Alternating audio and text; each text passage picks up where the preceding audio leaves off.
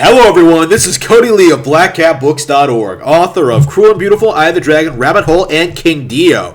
And lately, I have been watching a lot of Batman, the animated series. It's a great way to take breaks between sessions of writing Lauren Frey. I have been diving headfirst into episode after episode after episode of just legit great shit. I remember growing up watching the show, liking it a lot, but coming back to it as an adult for the first time ever, right? I've never watched the show in full. You really, really, really appreciate just how good it actually is, because I think watching reruns all the time with them airing shit out of order and just throwing in episodes of the sequel series in there and stuff like Batman Beyond and just Static Shock and stuff like that. It got kind of muddled and got kind of confused. So it's nice to actually sit down and watch, okay, this is Batman the Animated Series. This is the show that everyone remembers,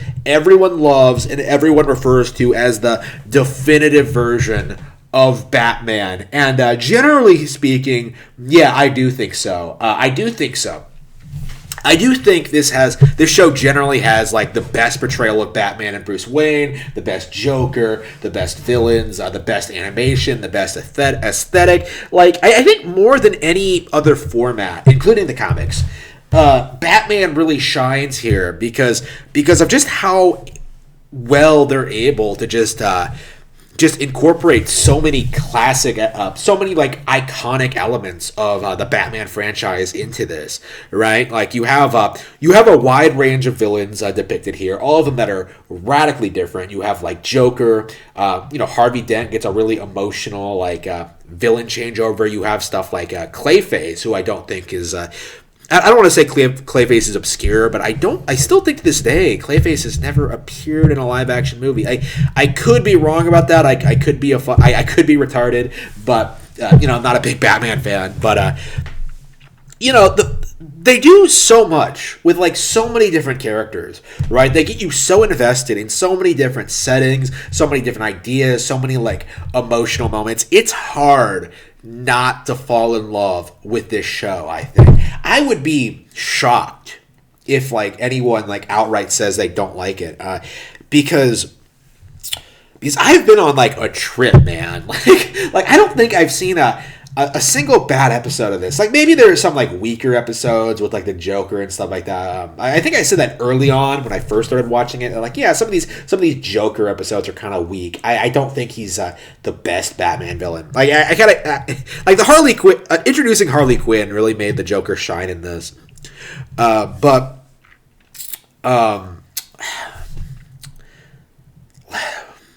you get so many good episodes of just Bruce Wayne being forced to work in a labor camp while having amnesia. You have Hugo Strange uncovering Bruce Wayne's identity and trying to sell it to the highest bidder. You have Robin's origin story, which is a lot more compelling than I thought it would be. I don't think there's really. It's top tier stuff. Legitimately great, compelling animation. The Batman, the best version of Batman. I'm not sure I would call it my favorite Western animation ever, because there's a lot of stuff I do like a lot, but I think I do prefer Teen Titans over this, but that's just a preference. That's not me saying that Batman Teen Titans is better than this, because I think there are a lot more episodes to this series, and I think it does keep going longer. I do think they kept at it really, really long for a really, really, really long time. Kept putting out high quality stuff. Eventually making a Superman series. I have the Superman series already, so I'm really curious how that one's going to hold up, because I don't remember that one nearly as well as the animated series. People don't talk about it much, I feel, even though it's the same people behind it, I think. So when I get the Superman one, I'm very interested in seeing how it holds up. But yeah, Batman the Animated Series, great show. Great colors, great voice acting. Does it have any problems? I've been rambling for the past 5 minutes trying to decide if it has any real problems.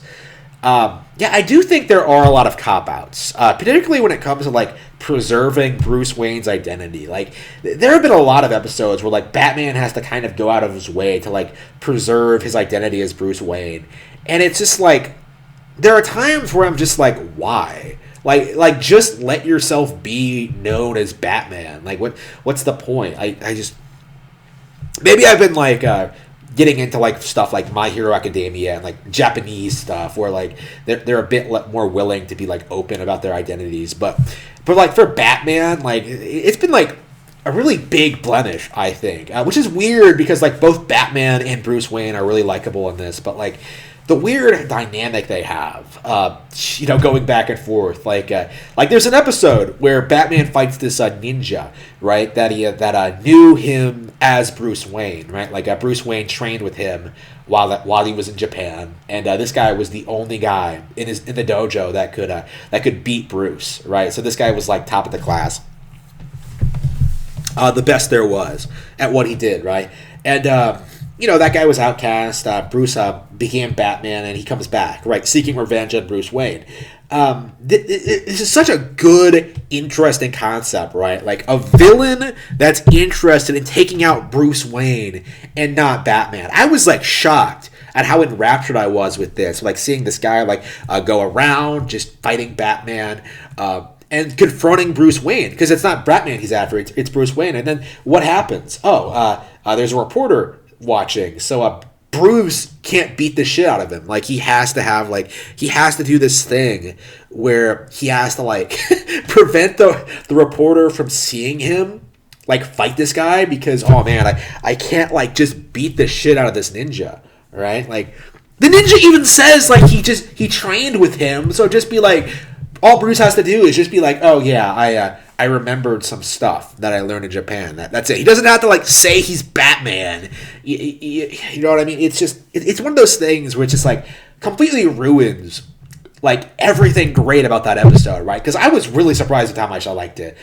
Same thing with the Hugo Strange episode. Like great build up, great setup, great ideas.